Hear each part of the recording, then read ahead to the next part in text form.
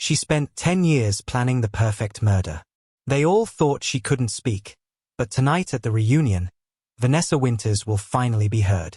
When they find his body, no one will suspect the quiet girl he destroyed. Vanessa Winters had always been invisible at Westlake High. Not in the attendance records or class photos, but in the way that mattered to a 16-year-old girl. No one truly saw her. She existed in the margins, observing from the back corner of classrooms, her notebooks filling with insights others missed.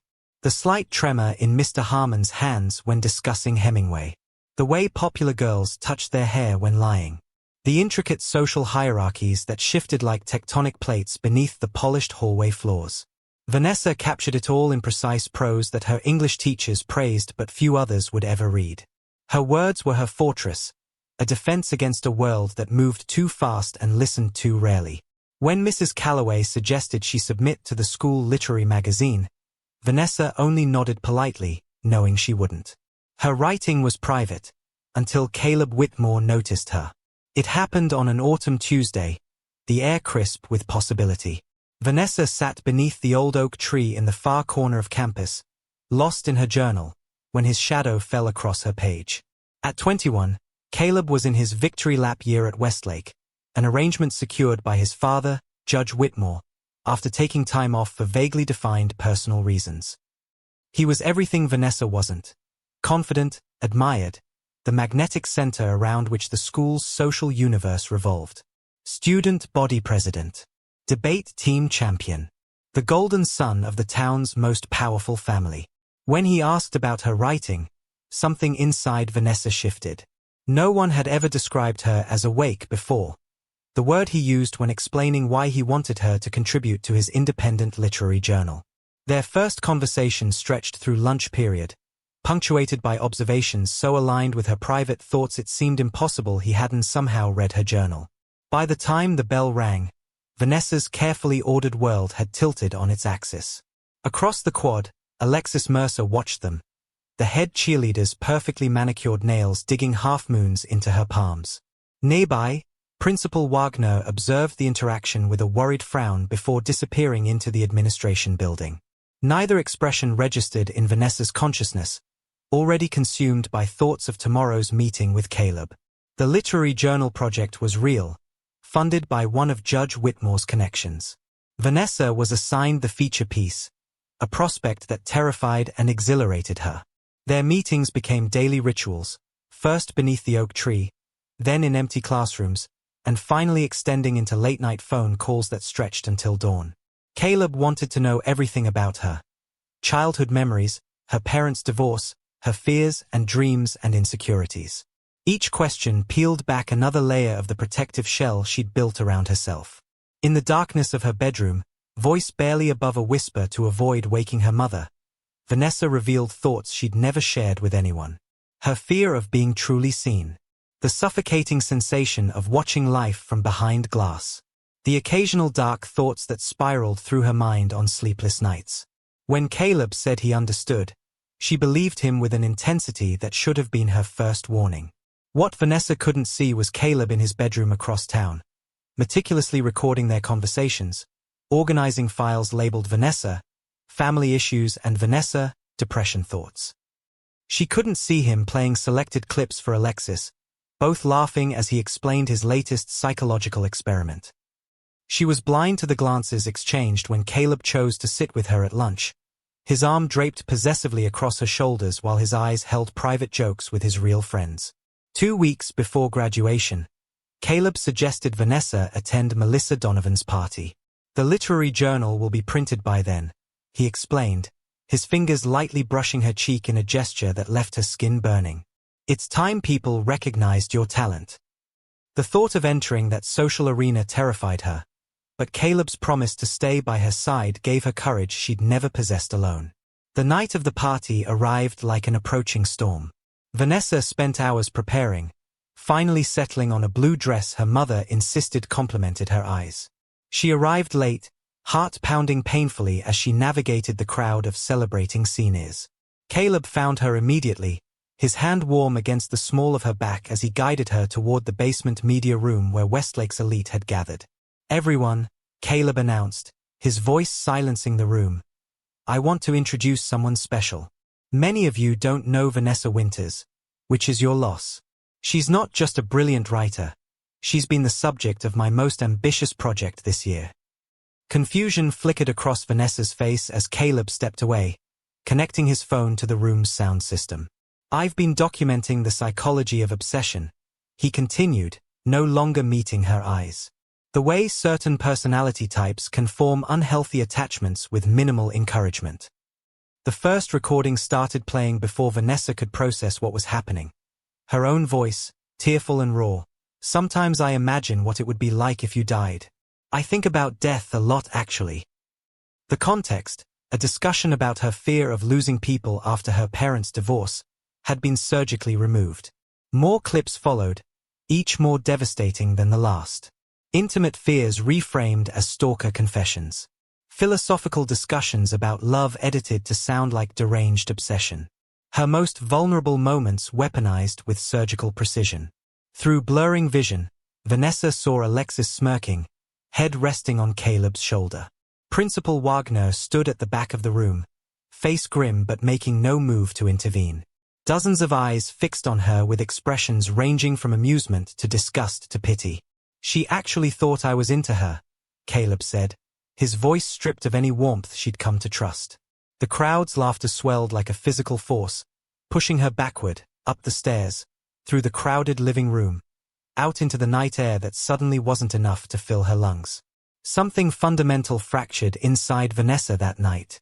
The betrayal cut through essential fibers of her being, her trust in her own judgment, her belief that vulnerability could ever be safe.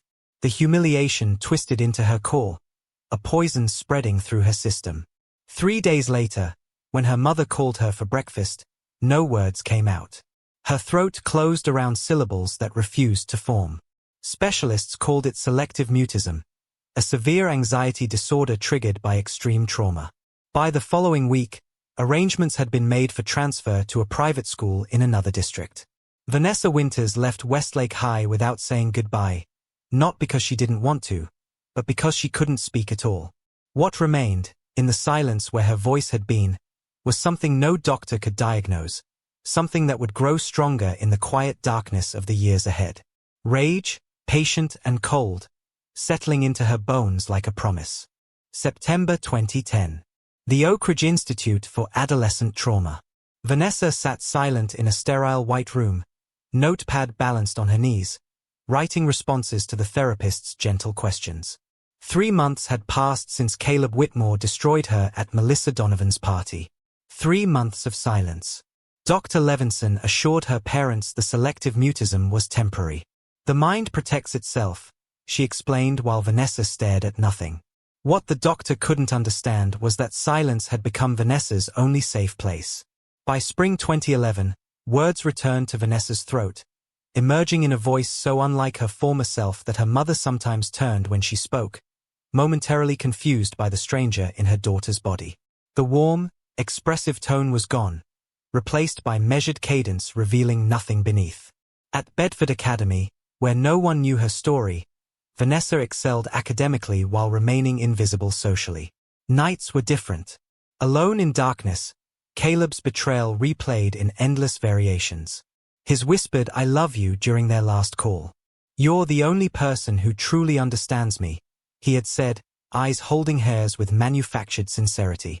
Then those same eyes, watching her crumble as her most vulnerable confessions played for laughing classmates.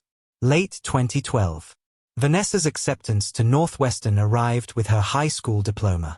Her father proudly announced it at Christmas dinner while she nodded, smiling the careful smile she'd perfected. Lips curved precisely, never reaching her eyes. Business and communications became her focus, the structured world of event management offering control she craved. In a psychology elective during 2013, Vanessa sat rigid as the professor detailed manipulation tactics of narcissists, love bombing, isolation, gaslighting. Clinical terms for what Caleb had methodically done to her. That night, she researched him for the first time, finding pictures of his beaming face at Harvard Business School events. No consequences. No scars. No silence. The unfairness burned inside her like smoldering coal. By 2015, while classmates scrambled for entry-level positions, Vanessa had already launched the foundation of her future empire. 3 struggling Chicago venues had doubled their bookings under her guidance. Her business cards read Vanessa Frost, the name change legal by then, a small death for the girl Caleb had destroyed, a rebirth for the woman determined never to be vulnerable again. Winter Frost events expanded rapidly through 2016 and 2017. Vanessa specialized in confidential gatherings for political and corporate elites who valued discretion above all. Her reputation for flawless execution under impossible circumstances spread through Chicago's highest circles. Clients never saw the meticulous preparation behind her calm exterior, the contingency plans for every variable, the control mechanisms built into every event. They never knew these skills had been born in trauma, honed through years of containing damage that threatened to consume her from within. January 2018. Vanessa's 25th birthday. She stood in her penthouse overlooking Chicago's glittering skyline, champagne untouched. 8 years had transformed her. Expensive stylists had replaced chestnut waves with a sleek platinum bob. Targeted fitness regimens had sculpted her once soft figure. Elocution coaches had erased every trace of her former speech patterns. The girl who once wrote poetry beneath oak trees existed only in nightmares. Her television played in the background until a familiar voice sliced through her thoughts. Caleb Whitmore, featured in a business news segment about his meteoric rise at Hamilton Fitzgerald Investment Bank. Financial integrity and family values guide every decision we make, he declared, arm around a beautiful blonde woman as 2 perfect children posed for the cameras during the bank's charity gala. Vanessa hurled her champagne glass at the screen, shattering both. She collapsed to the floor, gasping for breath, the panic attack, her first in years, gripping her chest like a vice. When it finally subsided, something had crystallized inside her. That night, her internet search history filled with terms she'd never dare speak aloud. Untraceable poisons, undetectable murder methods, perfect accidents. Early 2020. An email arrived in Vanessa's professional account, Westlake High 15-year reunion planning committee. Inside was a generic invitation seeking proposals from event planning companies for an unforgettable reunion experience.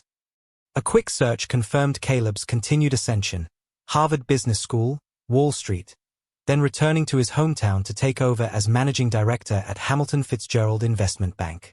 Now rumored to be in line for chief executive position, his perfect family featured prominently in financial magazine profiles. Recent articles described him as a banking wunderkind with traditional values. He chaired the upcoming reunion committee. "This is why I survived," Vanessa whispered to her reflection. "This is why I rebuilt myself." The plan formed with the same meticulous attention she brought to her most complex events. Winter Frost Events submitted a proposal the following day.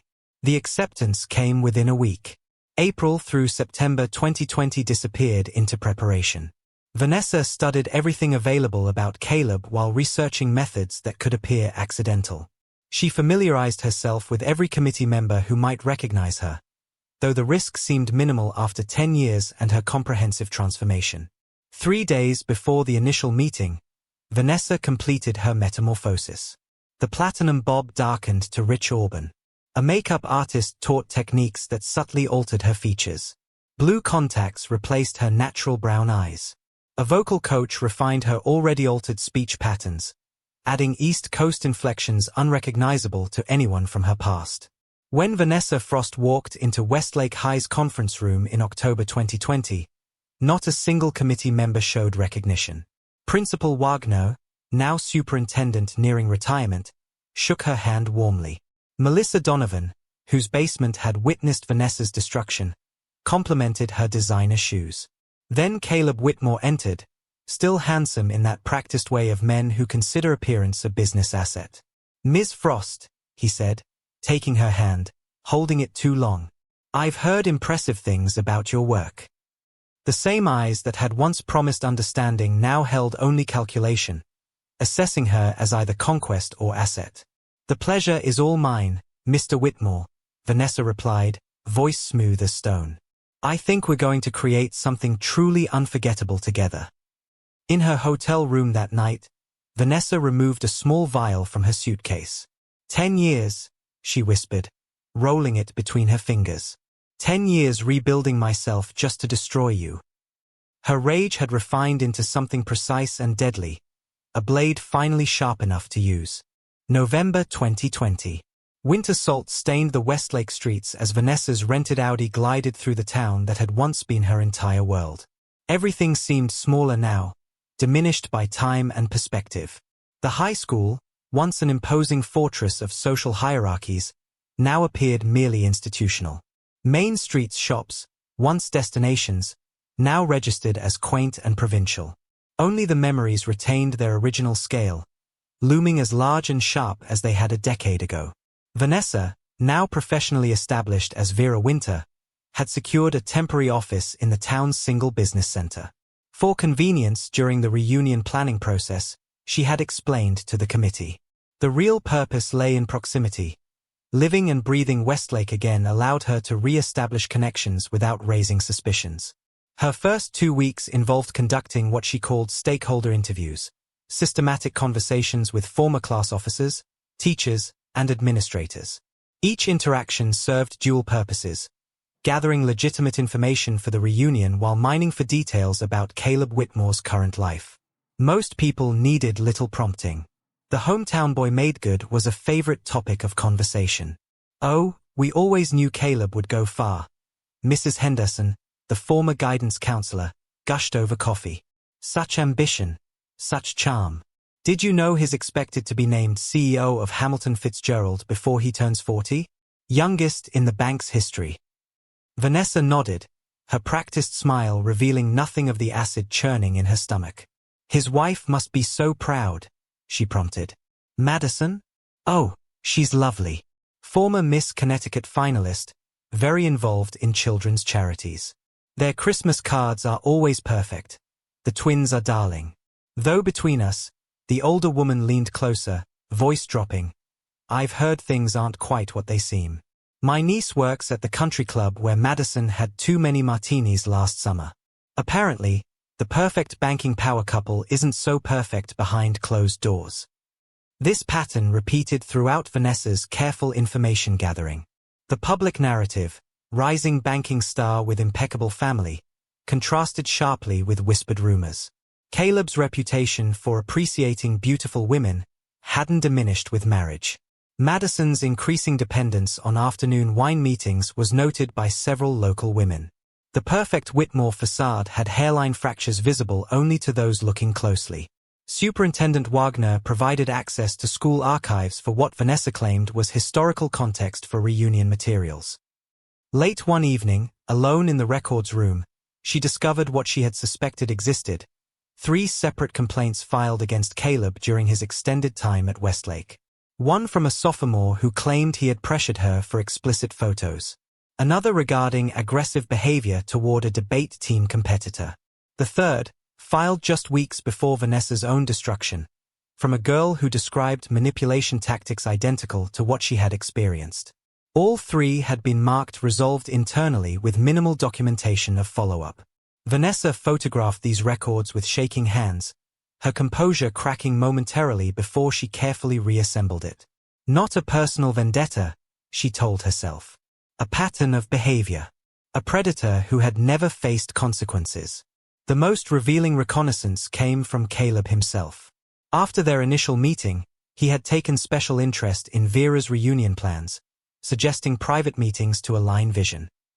His office at Hamilton Fitzgerald featured prominently displayed family photos that seemed more staged than lived, Madison and the twins positioned like carefully arranged props in a bank commercial.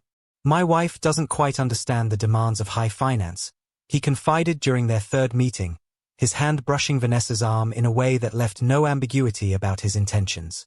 "It can be lonely, making decisions that impact so many lives and portfolios."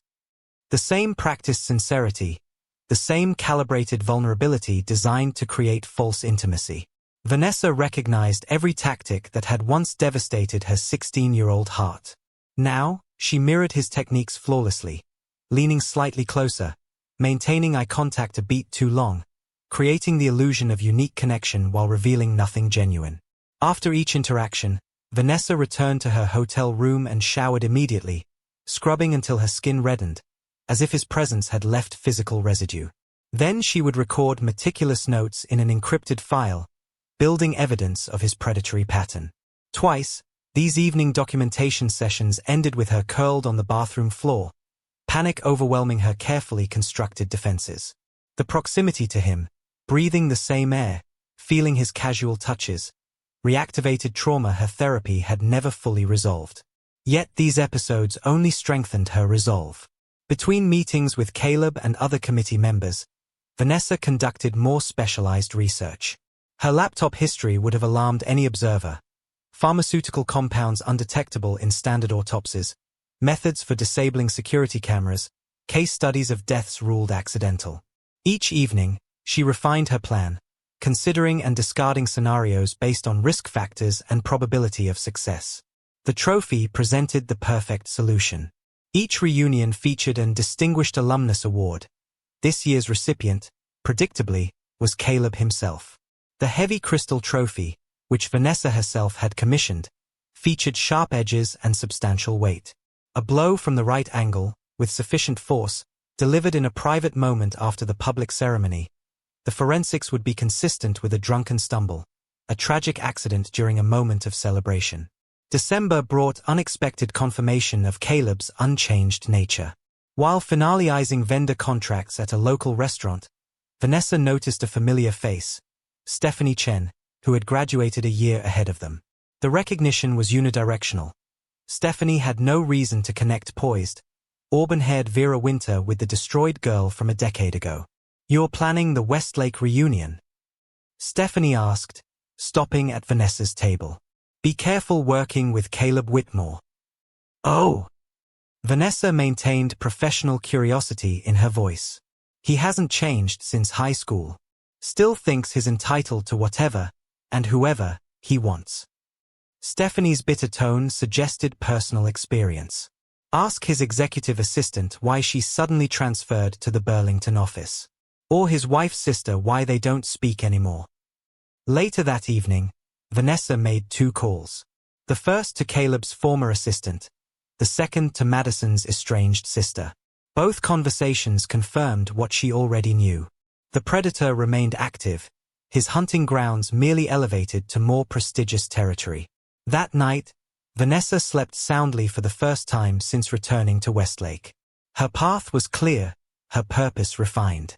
This wasn't merely personal revenge, it was preventative justice for future victims. With clinical detachment, she opened her laptop and titled a new document, Distinguished Alumnus Presentation, Execution Protocol. January thawed into March, and with spring came intensified preparation. Vanessa transformed her hotel suite into a command center, venue diagrams, attendee lists, and catering plans arranged in meticulous order. To the cleaning staff, it appeared to be the workspace of an exceptionally thorough event planner. Only Vanessa knew that beneath these legitimate materials lay a second, shadow plan. The Westlake Country Club had been secured as the reunion venue, its sprawling layout providing both public grandeur and private alcoves ideal for Vanessa's purposes. During the 4th Planning Committee meeting, she casually suggested the Distinguished Alumnus presentation take place in the club's wood-paneled library rather than the main ballroom, for a more intimate atmosphere, she explained. "Something that feels special, exclusive." The library's security camera had a 3-minute loop blind spot she had already identified. No one questioned the recommendation. Why would they? Vera Winter was a consummate professional whose attention to detail was benefiting them all. Madison Whitmore arrived late to that same meeting, her entrance drawing uncomfortable glances. Designer sunglasses remained fixed in place even indoors, but couldn't fully conceal the puffiness beneath. Her hands trembled slightly when accepting the coffee Vanessa offered. When Caleb placed his hand on Madison's shoulder, Vanessa didn't miss the subtle flinch, quickly masked by a camera-ready smile. "Headache," Madison explained apologetically to the room. "Migraine season." After the meeting, Vanessa accidentally encountered Madison in the ladies' room. The younger woman had removed her sunglasses to reapply concealer to a faint discoloration beneath her left eye. "My mother had migraines too," Vanessa offered gently. though hers never left bruises. The women's eyes met in the mirror. Something unspoken passed between them, a recognition that transcended their supposed stranger status. Madison's carefully maintained composure cracked, just for a moment. "It's not always like this," she whispered, her practiced line delivered without conviction. "He's under so much pressure with the bank merger." Vanessa handed her a business card with a personal cell number written on the back. "If you ever need a friendly ear. No judgment." Madison slipped the card into her purse with the practiced discretion of someone accustomed to hiding things from her husband. That evening, Vanessa received an unexpected visitor at her hotel. Sophia Chen, once a quiet debate team member who had witnessed Vanessa's destruction 10 years ago, stood nervously in the doorway. "You don't remember me," Sophia began. "I remember everyone," Vanessa replied carefully. "Not as Vera Winter. I recognized you at the coffee shop yesterday. It took me a while, but I've been following your company online since you came to town. The timing, your age, little mannerisms you still have." Sophia paused. "You're Vanessa Winters." The moment stretched between them, taut with possibility. Vanessa calculated risks, escape scenarios. "Caleb Whitmore destroyed you," Sophia continued. "And no one did anything. Not me, not the school. I've lived with that shame for 10 years. Over the next hour, Vanessa confirmed nothing but denied nothing as Sophia revealed she had kept the original, unedited recordings of Vanessa's conversations with Caleb, copied from his laptop when they dated briefly after Vanessa left town. He kept them like trophies, Sophia explained, sliding a thumb drive across the table. "I always thought someday you might want the world to hear the truth." The unedited recordings represented the final piece Vanessa needed. That night, she began constructing a multimedia presentation for the reunion, seemingly a harmless tribute to their graduating class that would actually build to a devastating revelation of Caleb's manipulation. The public humiliation would precede the private execution, a symmetry that satisfied her sense of justice. April and May dissolved into obsessive refinement of her plan. By day, Vanessa coordinated legitimate reunion details. By night, she practiced every aspect of her revenge. In her hotel bathroom, she rehearsed the exact force needed to strike with the trophy, using a weighted replica ordered from a specialized prop company. She timed how quickly she could clean blood evidence from various surfaces, practiced removing trace evidence from clothing, refined her movements to avoid the library's camera angles. The Distinguished Alumnus Trophy itself arrived in June, a heavy crystal obelisk with sharp edges that could easily fracture a skull if applied with precision. Vanessa personally inspected it, her expression professionally neutral while her mind calculated impact angles. Her recommendation to have it displayed in the library before the presentation was readily accepted. With 3 weeks remaining, Vanessa secured a meeting with the venue's security team, ostensibly to coordinate staff positioning for the event. She carefully noted shift changes, camera locations, and the routine 15-minute security sweep that would leave the library temporarily unmonitored during the cocktail hour immediately following Caleb's award presentation. The night before the reunion, 2 separate scenes unfolded across town. In his home office, Caleb Whitmore rehearsed his acceptance speech, adjusting phrases for maximum humility while secretly planning how to leverage the honor in upcoming bank marketing materials. Madison moved silently through their perfect home, double-checking her concealer supplies and selecting a high-neck dress that would cover the finger-shaped bruises on her collarbone, souvenirs from last night's discussion about her inappropriate conversation with a male client. In her hotel room, Vanessa performed her final equipment check. The presentation thumb drive was loaded with both the innocuous class montage and the devastating truth that would precede Caleb's death. The replica trophy had been practiced with one final time. The black cocktail dress chosen for ease of movement and minimal blood visibility. The backup cleaning supplies positioned in the library's storage closet 2 days prior. Vanessa stood before the mirror, studying her reflection. The woman who gazed back bore no resemblance to the destroyed girl who had fled Westlake in silence a decade ago. Tomorrow, the circle would close. Tomorrow, justice would replace silence. She slid into bed and, for the first time in 10 years, slept without nightmares. The Westlake Country Club glowed like a jewel against the June twilight. Inside, The ballroom transformed under Vanessa's expert direction. Tasteful decorations in school colors, carefully curated photographs spanning their years at Westlake, music selected to evoke specific memories. Former classmates exclaimed over the attention to detail, not realizing they moved through a stage meticulously set for the evening's true performance. Vanessa circulated among guests in her role as coordinator, clipboard in hand, communication device discreetly positioned in her ear. Her midnight blue dress had been selected for both elegance and practicality, dark enough to hide potential stains, cut to allow unrestricted movement. Behind her professional smile, a countdown ran with atomic precision. At 8:47 p.m., Caleb and Madison Whitmore made their calculated late entrance. He wore confidence like a bespoke suit, working the room with practiced charm, one hand perpetually at the small of Madison's back, ostensibly affectionate, subtly controlling. Madison's smile remained fixed but empty, her gaze occasionally darting toward exit doors in what only the most observant might recognize as unconscious escape planning. By 9:30, the evening's rhythm unfolded exactly as Vanessa had orchestrated. Dinner concluded. Alcohol loosened inhibitions and heightened nostalgia. The moment had arrived for the evening's centerpiece, the distinguished alumnus presentation. If everyone would please make their way to the library, Vanessa announced, her voice carrying with the authority of someone accustomed to being obeyed. We have a special presentation before Mr. Whitmore receives his award.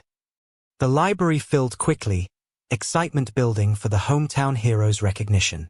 Vanessa stepped to the small podium positioned before the display holding the crystal trophy. She connected her laptop to the projector with practiced efficiency. Before we honor one classmate's exceptional journey, she began, I'd like to share something about the power of voices.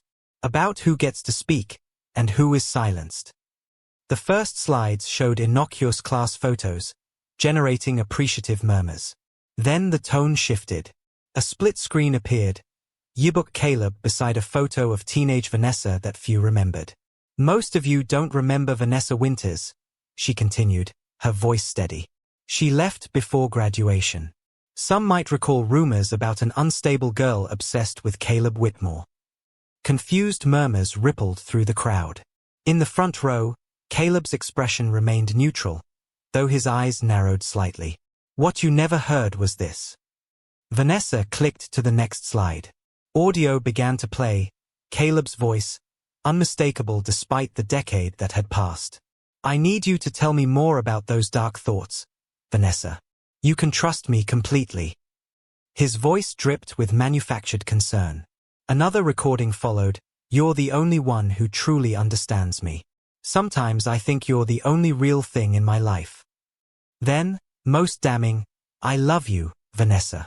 I've never said that to anyone before. The room had gone completely silent. Vanessa lifted her chin, looking directly at Caleb for the first time without the shield of her Vera persona. Some of you were there the night he played edited versions of my most vulnerable moments to humiliate me. The night Caleb Whitmore revealed it had all been an experiment in manipulation. Recognition dawned across faces throughout the room. Madison's hand had drifted to her throat, her eyes wide.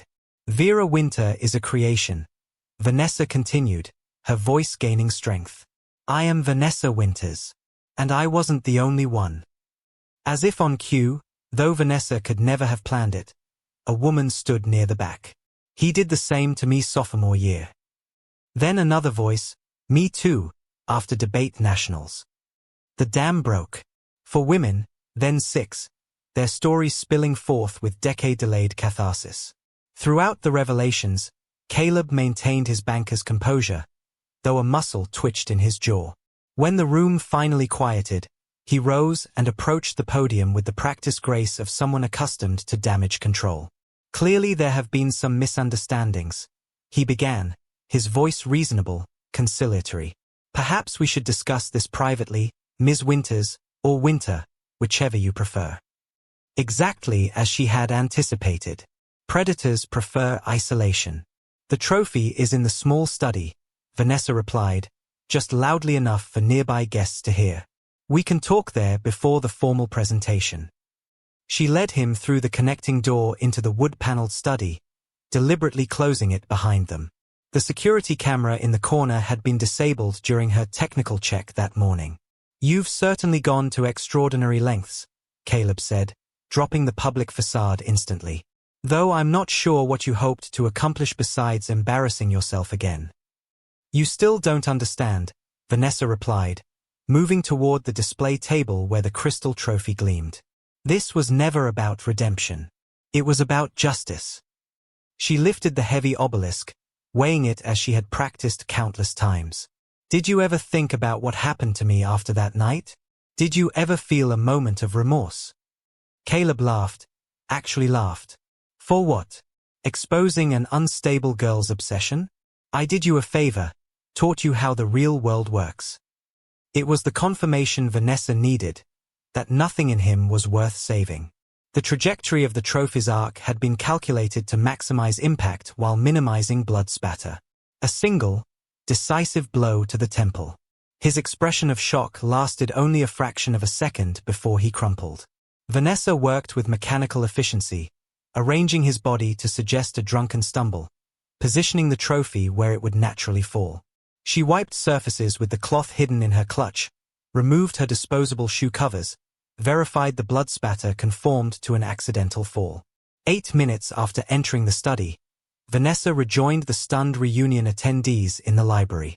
Her expression conveyed perfect professional concern. Mr. Whitmore needed a moment after the unexpected discussion. "Perhaps we should proceed with the buffet dessert while he collects himself."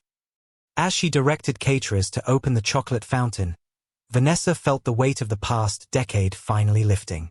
The silenced girl had spoken at last, and her voice had proven deadly.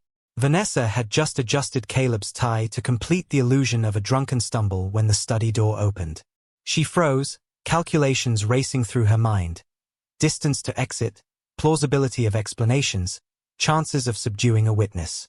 Madison Whitmore stood in the doorway, her expression shifting from confusion to recognition as she took in the scene.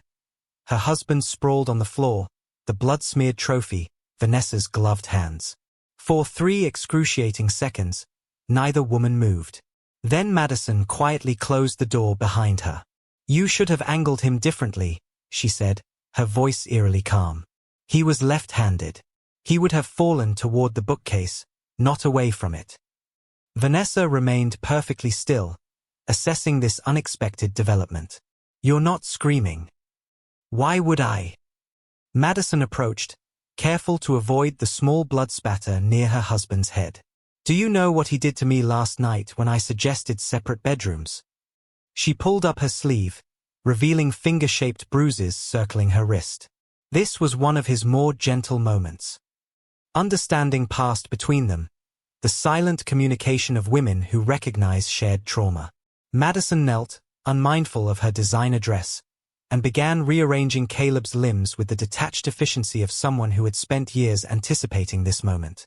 "I've been documenting everything for 2 years," Madison continued, adjusting Caleb's position to suggest a stumble against the corner of the desk. "The affairs, the financial manipulation, the escalating physical corrections when I displeased him. My attorney has a sealed file ready for divorce proceedings, but his father's connections." She trailed off, then looked directly at Vanessa. "I heard your presentation.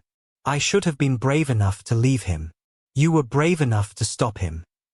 Together, they perfected the scene, Madison applying a small amount of alcohol to Caleb's collar from a flask in her purse, Vanessa ensuring the trophy's position aligned with the apparent fall. They meticulously cleaned every trace of their involvement, rehearsed their stories, and synchronized their planned movements. "I'll exit through the terrace door and rejoin the party from the main entrance in 7 minutes, Madison said. "You should wait 12 minutes, then return to the library. I'll stay by the bar with Harrison's wife. She never misses a chance to gossip about Caleb's banking rivals." When they parted, something unspoken had formed between them, not friendship, exactly, but the unbreakable bond of shared conspiracy. Vanessa rejoined the reunion precisely 12 minutes later, smoothly directing the catering staff to begin dessert service. For the next hour, she circulated among guests with professional attentiveness, ensuring she was seen by different groups at carefully timed intervals. When Madison approached to introduce herself properly to the event coordinator, their performance was flawless, two strangers exchanging pleasantries while several witnesses observed. At 11:42 p.m., Miguel Ramirez, the club's night janitor, discovered Caleb Whitmore's body while performing routine checks of the private rooms. His shouts brought security running, then guests flooding from the ballroom to crowd the doorway of the study. Vanessa arrived with appropriate confusion, her clipboard still in hand. Her gasp at seeing Caleb's body was perfectly calibrated, shock without excessive drama. "Someone call 911, she instructed, her event manager's authority creating order amid chaos. Madison's collapse required no acting, the culmination of years of suppressed emotion finding release in genuine, racking sobs that no one questioned. Police arrived within minutes. Party lights transformed to harsh fluorescence. The celebration became a crime scene, guests transformed to witnesses. Detective Diana Reyes arrived at 12:17 a.m., her weathered face revealing nothing as she surveyed the scene. Her first act was to separate the witnesses into groups for preliminary questioning. Standard procedure executed with quiet efficiency. "Looks like an accident," the medical examiner offered preliminarily. "Probably intoxicated, struck his head on the trophy display. Won't know for certain until the autopsy." Reyes nodded, though her expression suggested professional skepticism. "Let's not jump to conclusions. Prominent banker, lots of potential enemies." Her gaze swept the room, lingering briefly on the faces of those who had been closest to the deceased. The next 3 days blurred into a procession of investigators, statements, and media speculation. Vanessa provided her account with composed precision, her role as event coordinator, the presentation honoring alumni, carefully omitting the recordings, her last view of Mr. Whitmore heading toward the study to prepare for his acceptance speech. Detective Reyes noted her professionalism, requesting she remain available for follow-up questions. By the third day, however, the investigation's direction began to shift. Anonymous videos of Vanessa's presentation had appeared online, showing multiple women coming forward with stories about Caleb's predatory behavior. Local news outlets, initially respectful of the hometown hero, began running pieces questioning his carefully cultivated image. Former Westlake Superintendent Wagner attempted damage control, holding a press conference praising Caleb's contributions to the school and dismissing the allegations as unfortunate misunderstandings. His efforts backfired spectacularly when 3 former students came forward with documented complaints they had filed that the administration had buried. A week after the reunion, Madison Whitmore requested a private meeting with Detective Reyes. She arrived with her attorney and a sealed file containing 5 years of documented abuse, photographs of injuries, medical reports, witness statements from household staff, even security camera footage from their home showing Caleb's escalating violence. "I was preparing to leave him," Madison explained, her voice steady despite the grotesque evidence spread across the detective's desk. "His father's judicial connections made me fear for my children's custody. I was gathering evidence for when I felt safe enough to file." The autopsy results, delivered 10 days after Caleb's death, confirmed what the scene had been arranged to suggest. Blood alcohol content of 0.11, blunt force trauma consistent with a fall, and no defensive wounds or signs of struggle. Trace evidence yielded nothing suspicious, no fingerprints beyond those expected, no unusual fibers or materials. Accidental death due to intoxication and subsequent fall, the medical examiner concluded officially. Detective Reyes signed off on the report with a single, almost imperceptible hesitation. If she harbored suspicions, they remained unvoiced and unpursued. The media narrative completed its transformation by the 3rd week. "Fallen banker revealed. A legacy of abuse," read the Tribune headline. A feature in the Wall Street Journal examined the pattern of powerful men protected by institutions. Local coverage focused on the brave survivors speaking truth to power, who had confronted Caleb at the reunion.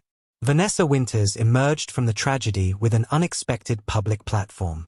The quiet event planner who had revealed herself as a survivor became a reluctant spokesperson for victims of emotional abuse. Requests for interviews poured in. Advocacy groups sought her endorsement.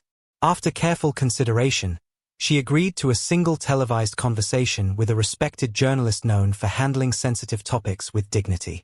I returned to Westlake seeking closure, she explained, her composure intact despite the millions watching. I never expected other women to stand with me. That moment changed everything, knowing I wasn't alone.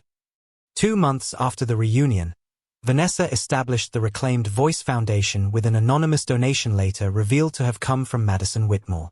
The organization provided legal and psychological support to survivors of emotional abuse, with a special focus on helping young women recognize manipulation tactics. At the foundation's launch event that December, Vanessa stood at a podium much like the one from which she had revealed her identity 6 months earlier. Behind her sat Madison, along with 7 other women who had come forward about Caleb. Before her stretched an audience of supporters, donors, and media. 10 years ago, I lost my voice, Vanessa began, her words clear and unwavering. Not metaphorically, I physically could not speak after the trauma inflicted on me by someone who used my vulnerability as entertainment. I believed then that silence was my only protection. She paused, surveying the room filled with people who had no idea that the justice they celebrated had come not from exposure alone, but from her own hand. Today I understand that our voices are our greatest power. That speaking truth creates safety for others to do the same. That no predator, no matter how protected by privilege, can survive when their victims unite. The standing ovation lasted nearly 5 minutes. As Vanessa accepted the embrace of survivors who considered her their champion, she felt a complex peace settle within her. The rage that had sustained her for a decade had transformed into purpose. The silenced girl had not only reclaimed her voice, she had become the voice for others. In her hotel room that night, Vanessa opened the small wooden box containing the only remaining evidence of her crime. A single cufflink with microscopic blood spatter she had removed from Caleb's wrist before positioning his body. She placed it on her palm, studying it in the lamplight. Then, with deliberate finality, she flushed it down the toilet. Her revenge was complete, her justice served, her transformation from victim to avenger to advocate finalized. In the morning, she would begin her new life, a life built not on the foundation of rage, but on the unexpected discovery that helping others heal had finally allowed her to heal herself.